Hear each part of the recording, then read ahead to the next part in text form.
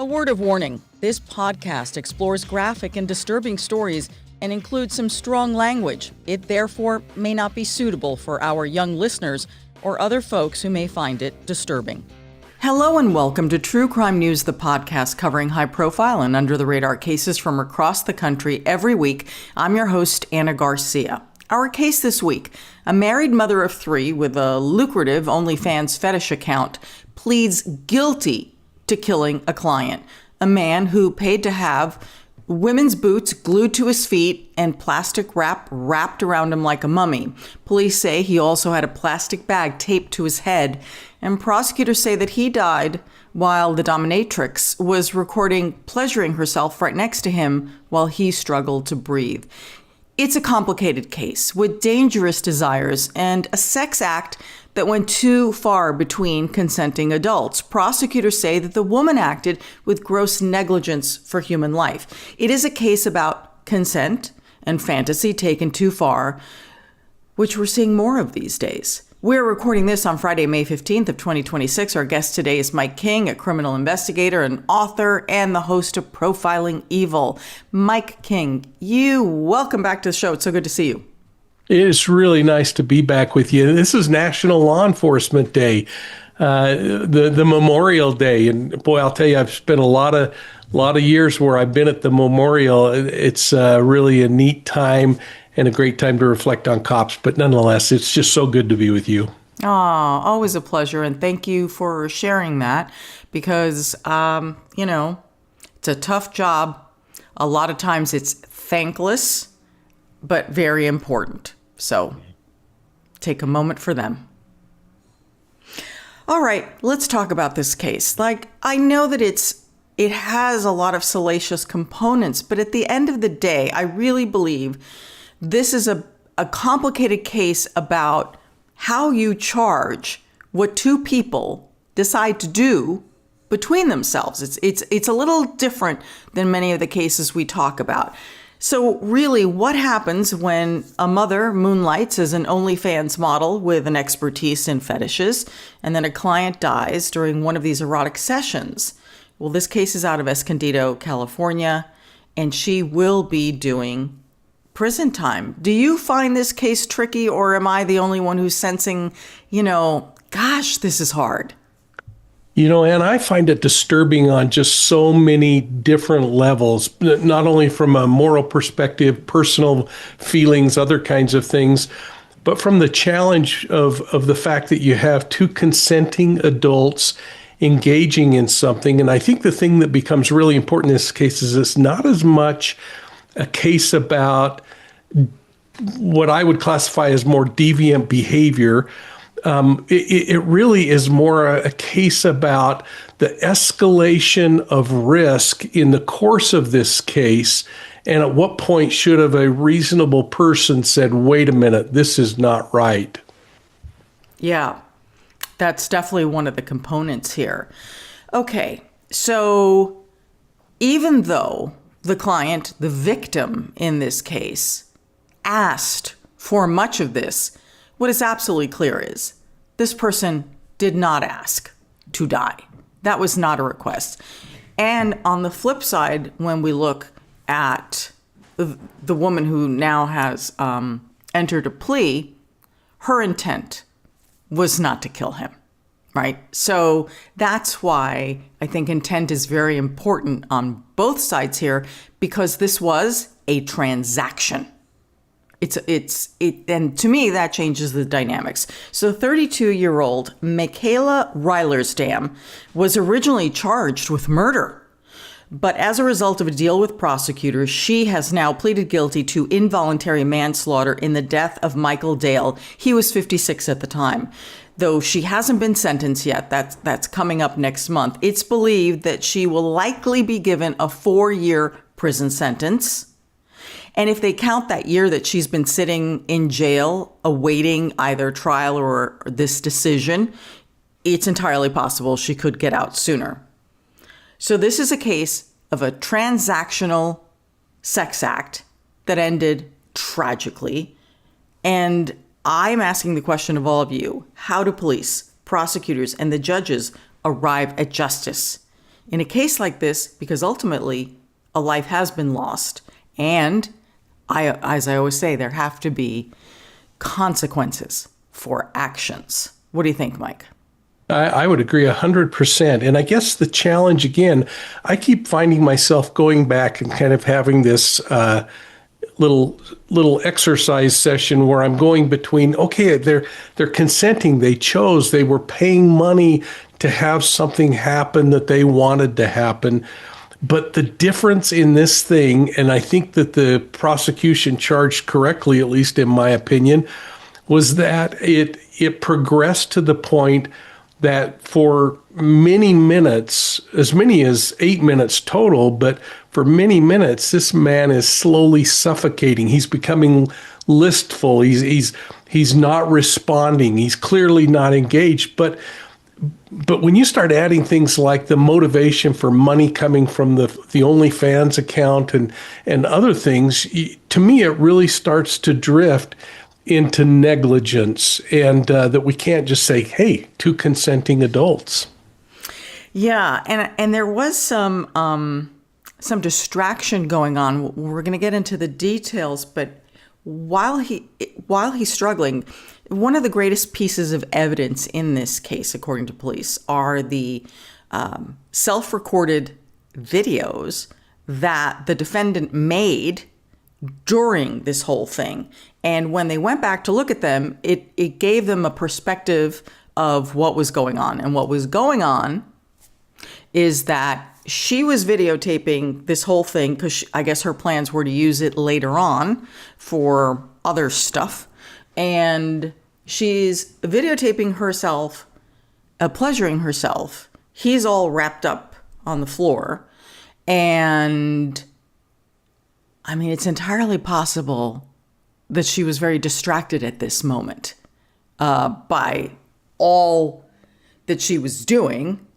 But again, logic would dictate if you have a bag over your head and it is taped around you and you have tape over your mouth, you're not going to be able to breathe.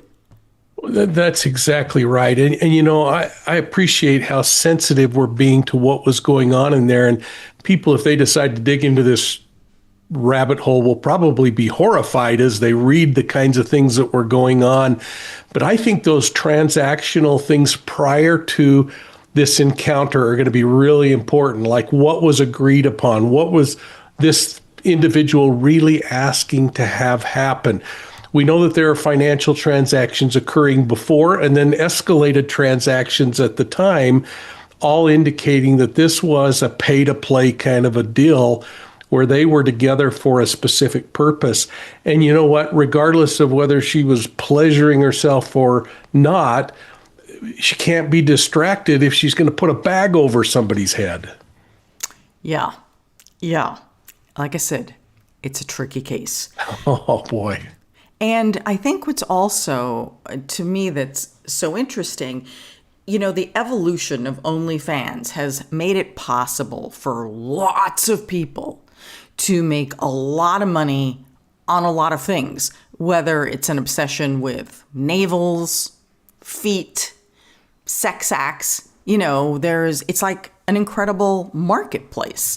So Michaela, she's a married mother of 3, and in some ways was living this double life, taking care of the kids, getting them to school, and then working all her different jobs, both virtually and in person, with, it is our understanding, with the full support of her husband. Yep. She made money from her videos, her FaceTime sessions, and then the personal appearances. She operated online under the alias of what looks like Ashley Sincal, but as she writes, the H is silent, so that would be Astley. A little clever. On her secret hostess page, Michaela indicated that she saw couples, parties of all sizes, and private individuals. The list of services ranged in price from about $150 for a FaceTime or Zoom, and all the way up to the ultimate experience starting at $1,500. Okay, like I'm saying, this is transactional. I'm not here to judge any of this. All I'm judging, if I am judging, is examining what happened in this case, how a man died, and how the justice system is trying to arrive at justice for the death of a human being with some very complex parameters. Okay. Now, according to the Daily Mail, which reviewed her promotional materials, Michaela described herself as an upscale and classy creation that has been flawlessly designed and perfected over 10 years of experience. She writes, I'm able to carry myself through an intellectual and stimulating conversation. Maybe you don't want to talk, but you want to experience the most intoxicating and provocative performance dedicated to you alone. You know, again, it's the marketing of all this. And I think, I mean, I'm looking at it from, you know, the victim's point of view here. Perhaps he has very specific things that he wants done. And, you know, I would have a problem gluing with Gorilla Glue things to someone, because I know I lose my mind when my two fingers get stuck together trying to repair something with this glue. So if someone came to me and said, Anna, I need you to glue these boots to my feet and glue a sex toy to my mouth and glue my eyes shut, these are the things he asked for.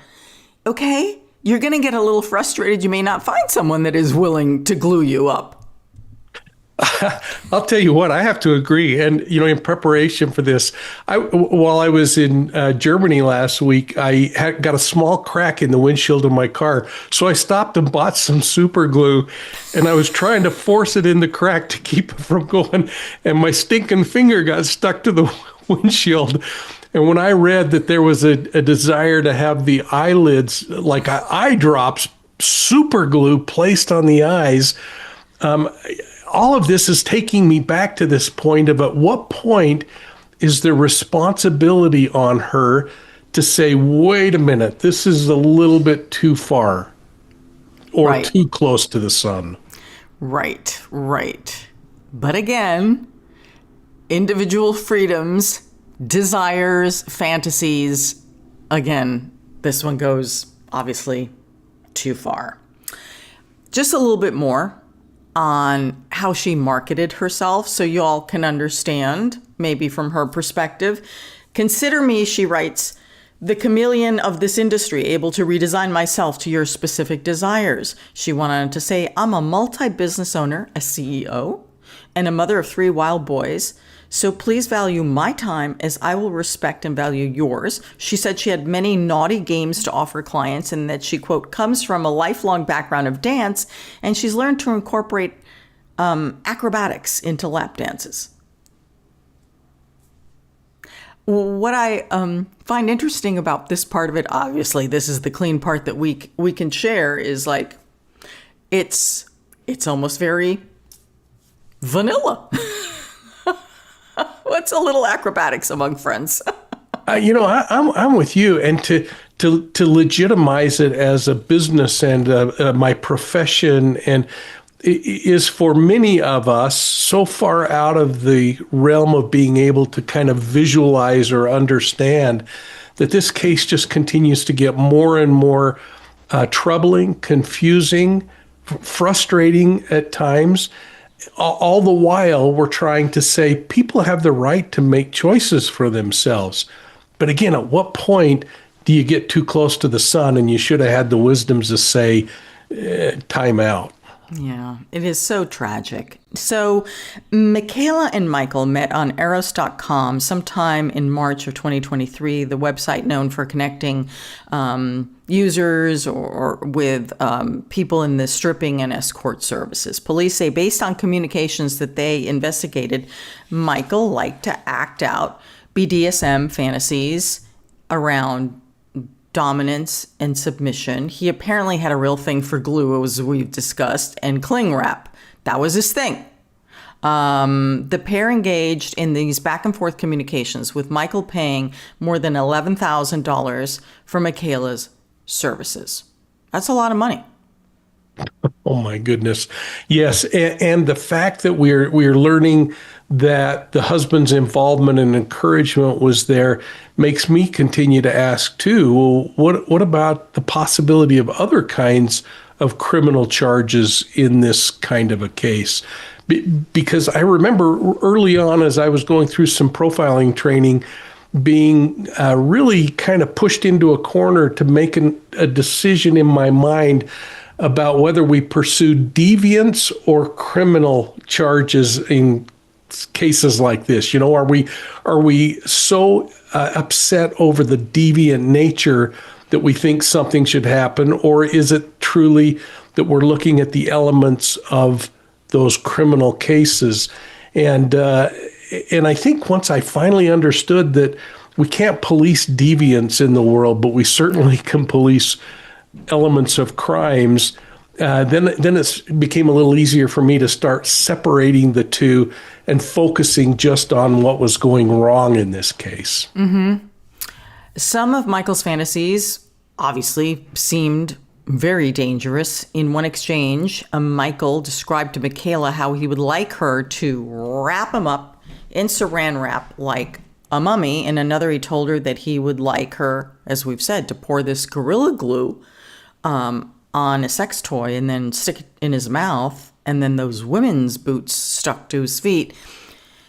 I have to wonder to what degree is just writing, right, or saying, this is what I want, and engaging in the conversation and the fantasy of like, oh my gosh, am I actually going to get this, as opposed to actually getting it, might have, been satisfying in its own way.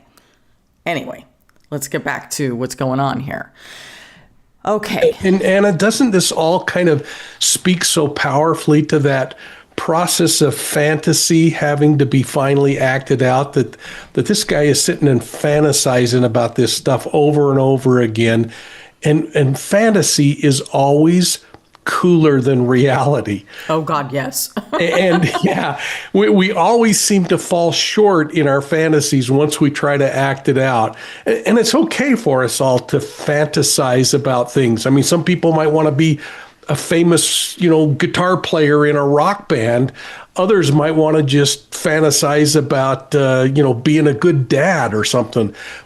So the fantasy isn't the bad part. The problem is when the fantasy becomes deviant in nature and they continue to replay that over and over again. Eventually they say to themselves, the fantasy is no longer good enough. I've got to actually experience this. And almost always, especially when we look at serial predator cases, the fantasy falls short. That's why the serial predator continues to do it over and over again. But here, whatever that fantasy was of putting super glue in your eyes, I would think the minute that dropped in there, you'd think, hey, this isn't quite as good as what I've been thinking it would be like. Yes, exactly. So let's get to the encounter. This all happened on the evening of April 17th of 2023. So there were lots of discussions about how things were going to go and what was going to happen. And Michaela agreed to go to Michael's house. So she arrives around 6 p.m. This is all according to police. For some reason, Michaela asked for another $1,000. It's unclear as to what that was for, but maybe there was another ask and another act that was added here.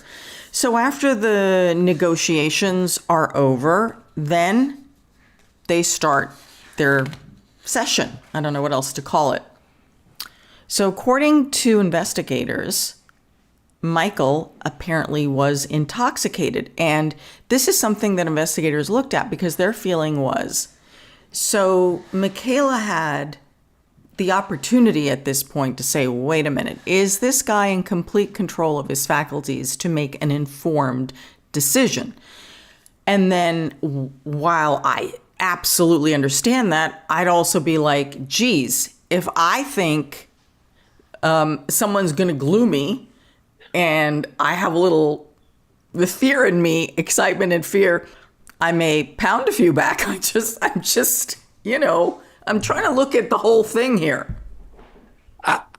I just get so awestruck by the whole thing unfolding point by point. And, sometimes we see in these kinds of cases where there's actually almost like a pack of dog mentality where one kind of feeds the other and the other feeds the next one, and they start to then build a momentum to move forward.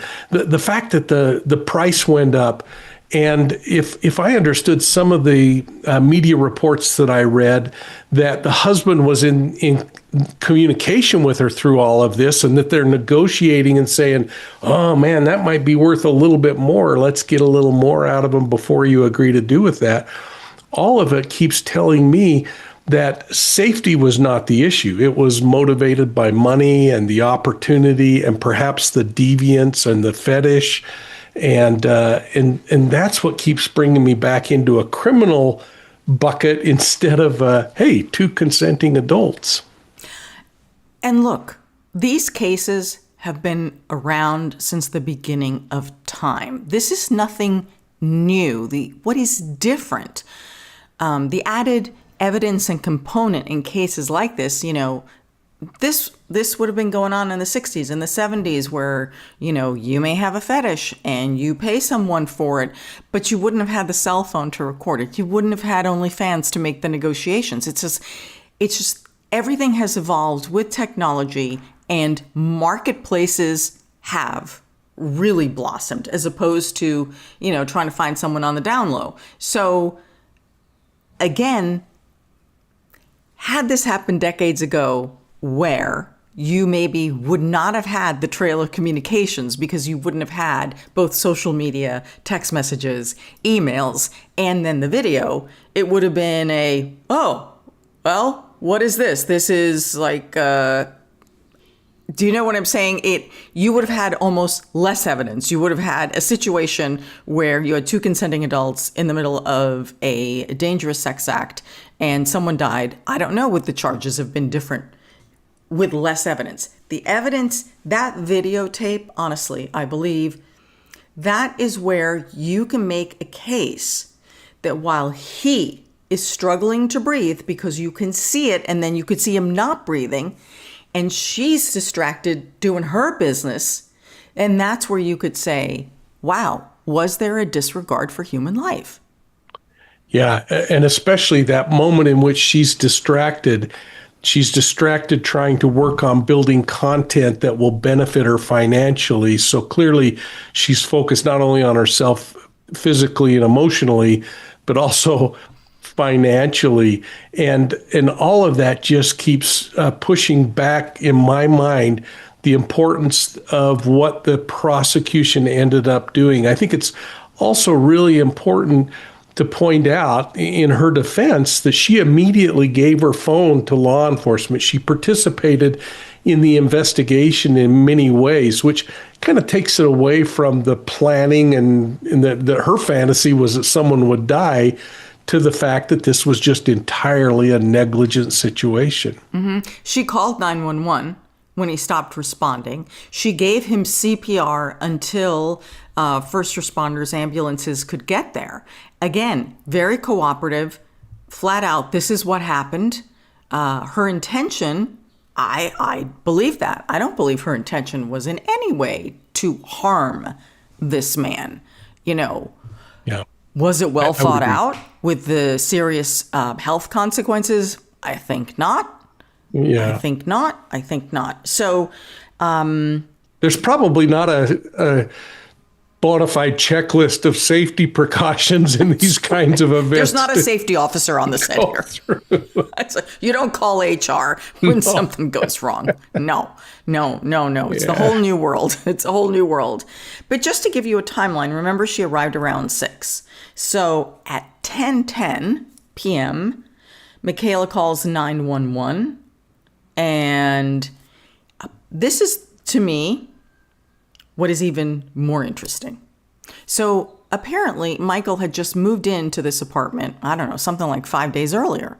And his two roommates, according to police, were home when all of this was going on. Some of what they say they heard and witnessed was shared in court during some hearings. and also through recounting to police. So one of the roommates I saw had testified saying that he thought he heard Michael saying, "Stop, stop."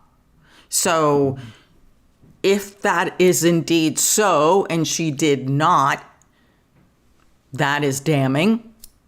And when the roommates, because she called for help.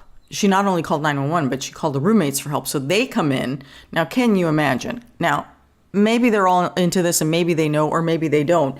But it's still very shocking to see a man in his sweatpants all wrapped in cling wrap, not responsive. And then he's got his head wrapped and duct taped. It's very traumatizing, very, very traumatizing, to the point that one of the roommates moved right out. It's like I just could not handle it. Michael is taken to the hospital and he's declared brain dead. He remained on life support for a few days and then finally was taken off. And that is when he passed. According to medical examiners, the death was caused by oxygen deprivation to the brain. Makes sense. Makes absolute sense. So, the other thing is this death was very shocking to this community. For those of you who don't know, Escondido is near San Diego County. It's kind of like a bedroom community, very family, just a suburb. But then you add like the details of what happened and you're like, what? I don't know that any community is prepared for something like this as the information started to come out about what happened there. And it's so tragic to think about these kinds of fetishes where, there are bona fide studies at the academic level where they explore this asphyxiation, deprivation desire that people have in the midst of these kinds of encounters. And a lot of people, I remember even as a young patrol officer, arriving at the home of a teenage boy who had asphyxiated himself while attempting to have a sexual thing happen. It is not uncommon, but what is uncommon is the entire nature of the things that happen during this, the way in which they came together, much easier nowadays with the internet. And like you talked about, like-minded people that are out looking for opportunity.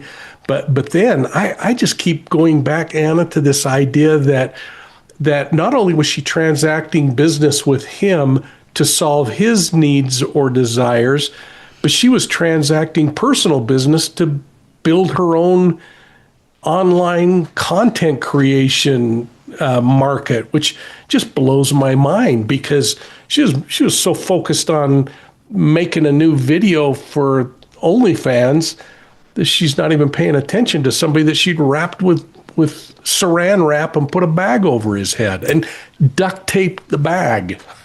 Yeah. What a mess this is. So the evidence against Michaela was largely limited to these videos that she had taken on her own phone because, again, to understand that there was an agreement here, which changes a lot of what police are trying to figure out. So I just wonder what would have happened. What would have happened if there hadn't been a videotape, because you could have said, and that's not what she did, but you could have said, oh no, he did this all himself and I'm just here watching. But yeah, you're right, I should have jumped in.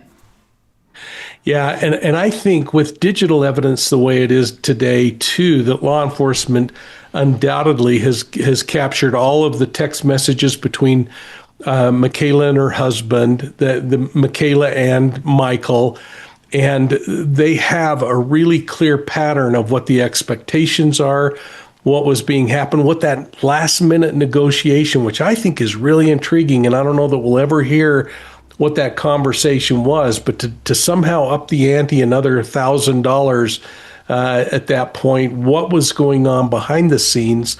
And then we don't know if there were any attempts by the husband to mitigate things after, or if she even called the husband or just immediately went to 911 and then everything was falling apart so quickly that there was no time to talk to somebody and say, what do I do next, you know? Right. So I just think there's so many unanswered questions in this thing that will probably be the things that led the prosecution to choose that second degree, maybe even gambling that it would lead to a plea negotiation to a place they thought they should end up anyway. Mike, here's the part that I'm struggling with when we're looking at, you know, how police handled this. It was 3 years after Michael's death that Michaela gets charged with murder. She gets charged with murder in February of 2025. 3 years? And, you know, that is troubling. We don't know if that's influenced by pressure external to, you know, from a moral perspective, why aren't we doing this? Or if it was actually taking that long to get all of the digital trail put together and build the case and then determine which criminal statute are they going to pursue in order to do that. We don't know if she had an attorney that was blocking a lot of things like interviews or other things that can slow down an investigation. But 3 years, Mike? This doesn't make any sense to me. I know it's troubling, but sometimes these cases just take some time, especially when you have a case that is so atypical to other things. And so I'm not as much troubled by the fact that it took time. It's frustrating for family members, Michael's family, this woman sitting in jail for this long. But she wasn't sitting in jail for 3 years. No. Right. For 3 years. And here's another thing. Here's the other thing in her favor. It's not like they took off. She didn't flee. She didn't run away. This is everything that her defense attorney has said. No, it was 3 years she gets charged and then she gets put, so that was February 2025 and we're in May of 2026. So she has been sitting in jail for more than a year awaiting the disposition of this case. Yeah. And I mean, don't you think the judge will give her time served? And I would think so. Everybody else does. Why, why wouldn't she? Again, a more fair application of the law. And look, there must be consequences for the death of a human being. And I think the question is going to be, as part of this case, so she originally gets charged with second-degree murder. And then as part of these negotiations back and forth, they end up with an agreement for a lesser charge. And the difference here has to do with the presence of malice.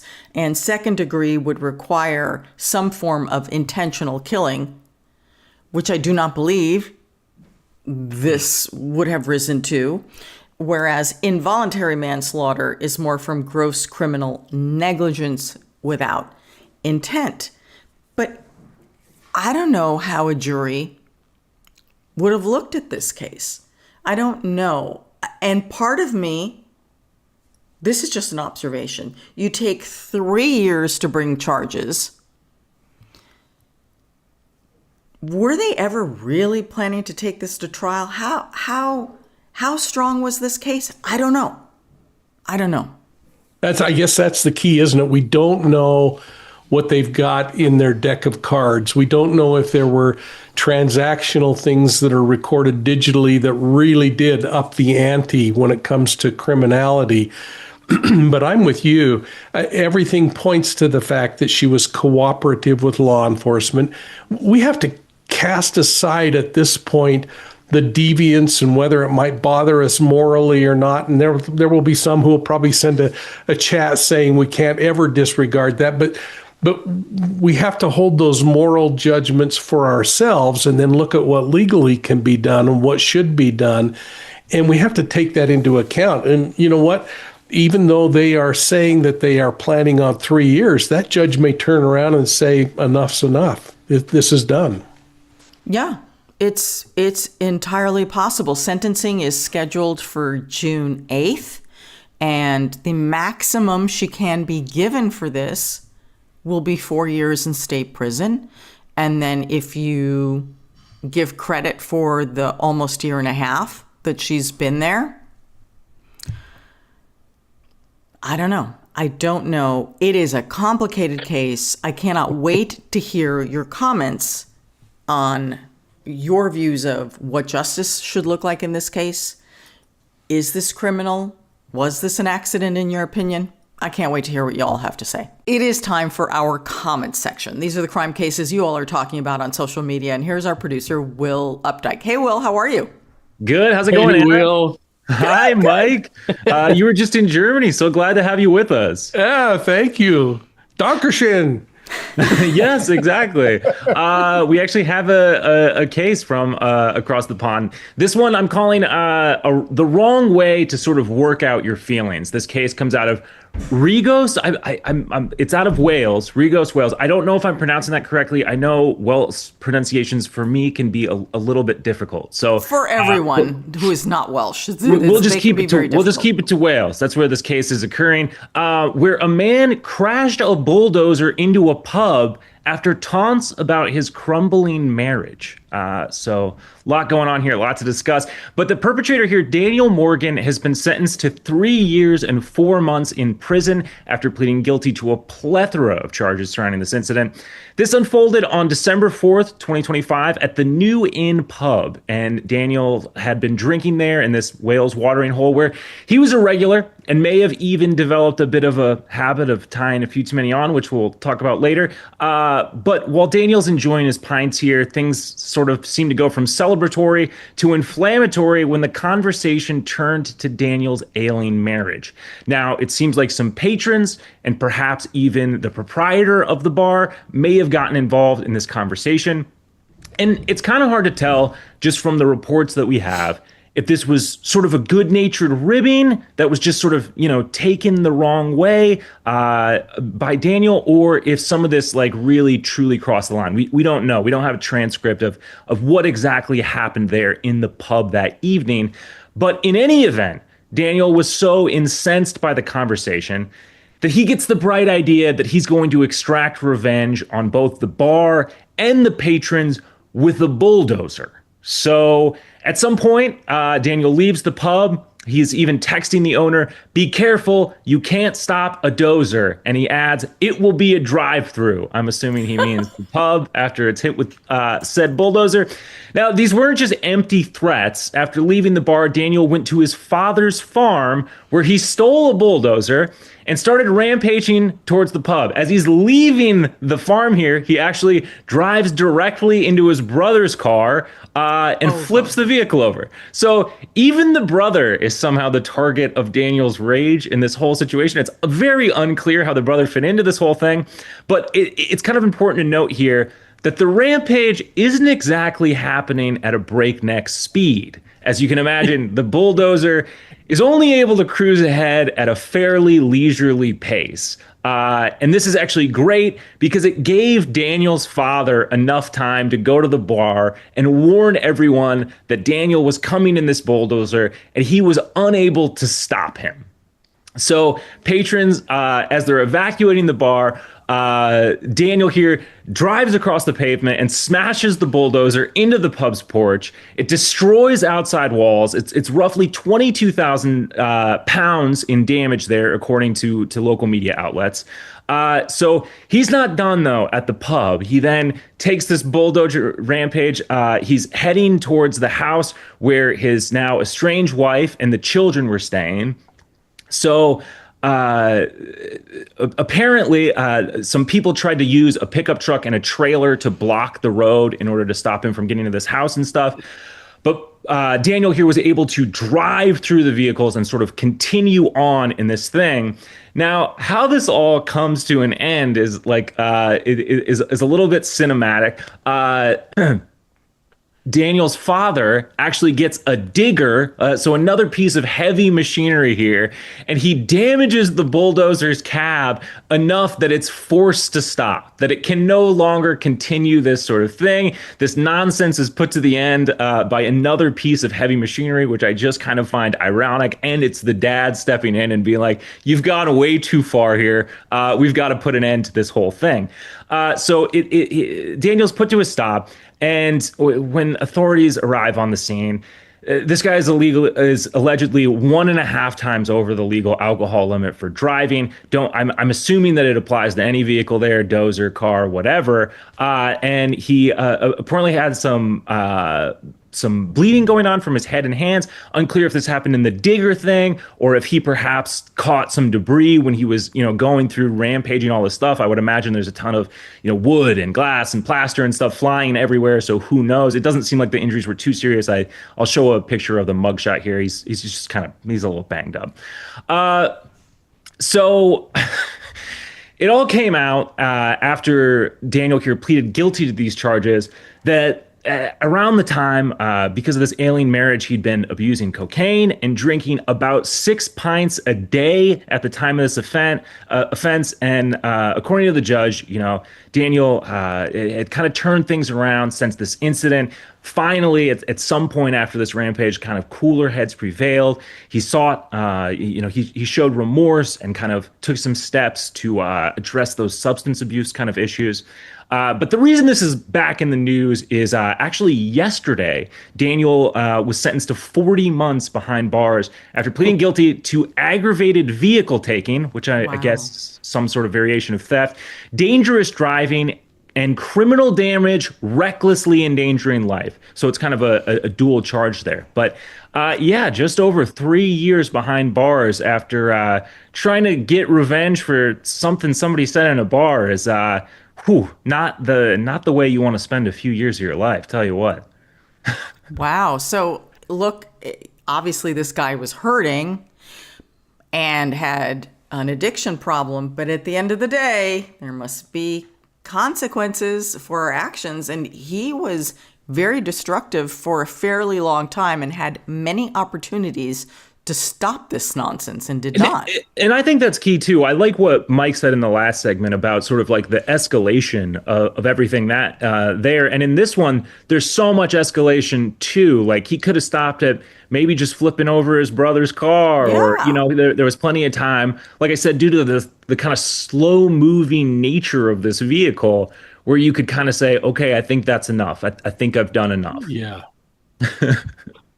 Holy cow. It gives me a whole different vision of last call in a bar. Right? Yeah. Crazy. It is. I mean, and to be just like, and this is such a huge piece of machinery that it may be slow, but it can. And not even his. Like it's his father's. He's taking it off the farm. I'm like. So much damage. And that's I'm kind of interested too. I haven't seen from any other reports like what the total all-in damage would be, because they keep mentioning this 22,000 pound figure. My understanding is that's just for what was done to the pub. So who knows? Like when you factor in the car, and then it seems like to end up stopping all this stuff, Daniel's father had to do all this damage to the bulldozer itself. So who knows if that's a complete loss at this point now too. But really, I mean, it seems like the father is ending up footing a lot of this bill sort of unnecessarily as well. Yeah, I mean, he probably saved some lives by racing to the pub and telling everybody. Yeah, but I don't know if your insurance... Get out. In 10 minutes, my son will be here. Right. In 10 minutes, he's coming very slow, but I cannot stop him. Speed. He's off his rocker. Driving a bulldozer. It just reminds me of that joke in Austin Powers where he has like the roller and the guy is telling him to stop and he very slowly gets crushed. Anyways, we got a lot of comments on this one. Witchy Woman said fragile man, which I mean, it seems pretty apt. He was in a bad place, but there are better ways to deal with such comments. Yes. I think he had it right in the first place though. Like, leaving the bar, like that's step one. Like maybe if you're getting into a conversation that's sort of getting you heated, exit the situation, and then maybe don't grab any farming equipment to try to get revenge. Techno King sided with this guy. They said valid crash out, which I'm not really seeing it, but I understand if you're going through something emotionally volatile, you probably don't want that brought up in the bar. But like I said, it seems like he was a regular of this place. His father, clearly went there sometimes too. And I don't know if all 6 pints a day were being consumed at this place, but he had clearly spent some time there. So people were comfortable enough around him that they thought maybe that they could, address some of these things or talk about some of this stuff. Who really knows? Like I said, we don't have a transcript of this exact conversation or anything. So it's, it's just what we can find from third-party reports. I wonder if also, just like with our last case, if there's a fantasy component here. Like maybe he got that this was the final straw. I'm done. In my brain, I've always dreamed of tearing down this damn pub where everyone goes and gossips and talks, and I'm done with them and I'm taking them out. Yeah. No, that's a good point. This could have been escalating in terms of I'm sick of these patrons. They're giving me a hard time. Yeah. Right. I'll show you. Yeah. And what's the mitigation that could have happened before that? I mean, I don't know if there are keys to your bulldozer that you could put away, but what could have been done before that? Maybe it was get rid of the karaoke singer at the bar beforehand or something. I don't know what it would be, but yeah, I don't know. Very strange. You'd think some other steps would have been taken. Now, Chance F said, "I can't imagine why his marriage is failing. He seems so mature and well-rounded." Exactly. Which I think this man. Pretty much hits the nail on the head. If this guy was looking to do a little bit of introspective thought, think about maybe where things went wrong, it seems like maybe you got some attitude issues there and some ways you need to learn to cope with emotions and things on a more reasonable sort of level before things get here. Agreed. And then Michael B was a fan of the headline on this one. They said most are going to miss the crumbling joke. Well done, editors. So thank you for that. Yeah. Marriage is crumbling. Pub's now crumbling. But that'll do it for this portion of the comment section. Anna, did you have any comments that you wanted to share from our wonderful viewers? I do, because I think you're all wonderful. You are. I also love when, you so politely disagree. This is what I love. We've had so many people over the years who've said, your YouTube community, they're really lovely. Because people can be kind of nasty, but everyone can disagree. This is what we have a safe space, people. We have a safe space. So this is about last week's podcast, and this is about a man in Texas who was accused of killing his wife, who was pregnant at the time, and he was out on bail. $1 million was set up, and he had an ankle monitor. And according to authorities, he manages to get out of the country, gets out of the U.S., gets to Canada, gets on a flight, and goes to Milan, Italy, when they realize that he has forged documents from Belgium.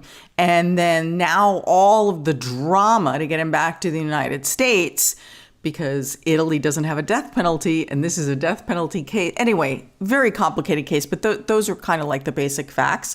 So this is Judy King 6913, and she posts, "This coward didn't have a problem killing his wife, pregnant at the time, and the mother of his 2 other children, and yet fled the country in order to save his own arse." I love that word. Arse, from being possibly put to death. What an absolute disgrace. And then ACL1JT writes, solution? Promise to take the death penalty off the table and then put him in Gen Pop. Alrighty? There are consequences. And then we have Island Girl Kelly. She writes, "It is always great to see Louis Bolaños was our guest on here. It is beyond belief that he was sent home with a monitor. I'm with Anna on this. It's infuriating." And that was one of the discussions we had, Mike, is that we have this false sense of security. Oh, someone's got an ankle monitor on them. It's like one of those buzz collars is going to stop you from getting off the perimeter of your property. No, it doesn't work that way. By the time everyone realizes you've cut the damn thing off, you could be in Italy. Isn't that crazy? We hear more and more stories about this too, and I wonder, as technology continues to advance, if there will be devices that come out that help people get past an ankle monitor or something like that. It doesn't take away our responsibility, does it, to always be a little bit vigilant, not be paranoid, but be vigilant. Yeah. Yeah. And in 2026, I don't get, couldn't it be set up so if there's something happening with either the GPS going where it's not supposed to be or the strap being monitored with, that there's just an alert sent to a bunch of people's phones? Like, how is that not a thing in 2026? There's an alert eventually, right? And then the question is, who's in charge of the alert? Shouldn't that alert maybe go straight to police? I don't know. Instead, it goes to, the bail bonds company, or it goes to the court. In this case, the reason people were so angry is the ankle monitor was cut off, set an alert late Friday night, I think something like 9 p.m., don't hold me to that. But because it was a weekend and everyone takes the weekend off from crime, it wasn't until Monday that it was dealt with. Well, no wonder the guy got to Milan. He probably made it in time for Fashion Week. Yeah, technology would certainly be capable of giving you an alert that even is somehow aggregated or aggravated over time, that if the bail bondsman or the parole officer doesn't respond within so long, it goes to a 911 center or something like that. It doesn't make sense. The person is charged with murder. We're not talking capital about murder. Bulldozer man, right? Yeah. I know that that's serious, but what I'm trying to say is these cases where you're bonding out on a serious murder charge and then no one knows where you are, this is crazy. Yeah. Yeah, really unfortunate. And we've covered enough cases on here where it seems like more needs to be done with sort of the monitoring stuff. But that will do it for this week's comment section. I want to thank everybody who sent those in. You can do that over on our YouTube post page. You can also reach out to us on social media. We're everywhere at My True Crime News. But until next week, don't do crime. So we have a programming note.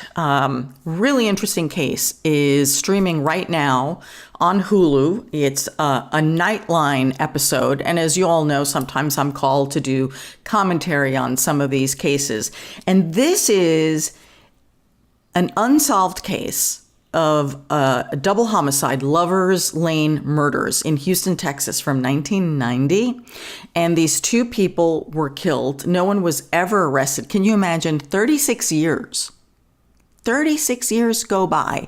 And because of DNA technology, authorities identify a suspect, charge him in Nebraska, and he's in his 60s with 2 homicides. And while he is in jail, awaiting extradition, fighting extradition back to Texas, takes his own life. And so whatever knowledge and whatever peace or whatever information was going to maybe come from getting some justice here dissolved in an instant. Here's a clip. They were just in the wrong place at the wrong time, and evil found them. The slayings of 2 young people in a nearby Lovers Lane area. It caused a reign of terror. It's rare that you see the level of brutality that we saw in this case. It was a mystery. This is a cold case going nowhere fast. 35 years, we're going to be sitting here and we still don't have an answer. Then there's a break in the case. Police say they have finally solved a brutal double murder after 36 years. It's chilling to even talk about and think about. They just took her life. It's disgusting. May he rot in hell. Evil found them. The Lovers Lane Murders, now streaming on Disney Plus and Hulu. So that's streaming now on Hulu. It's such a fascinating case to see, decades later, the possibility of justice maybe being within reach. And then it's taken away again. Anna, to me, it's so interesting. You think back to D'Angelo and when that first came out, how amazing it was to us.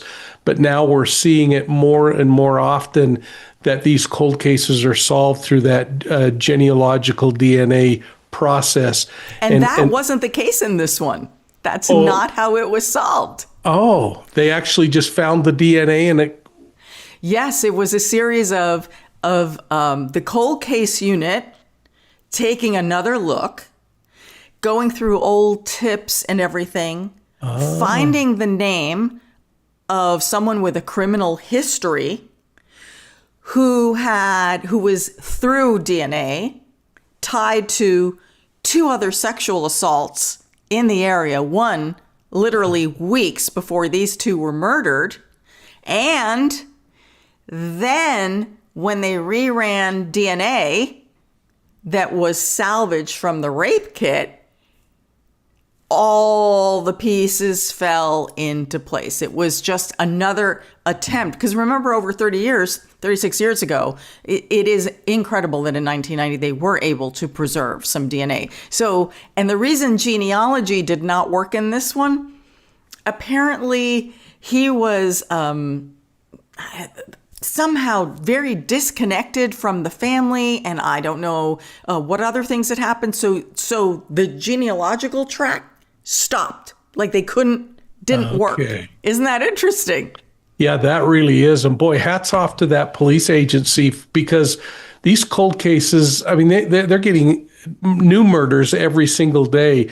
To go back and invest in time and effort into something that's 30 plus years old is just really admirable. And boy, just a salute to that police department. Yeah, I know. Justice delayed and ultimately, denied. Mike, before we go, what are you working on? Because you're always up to something.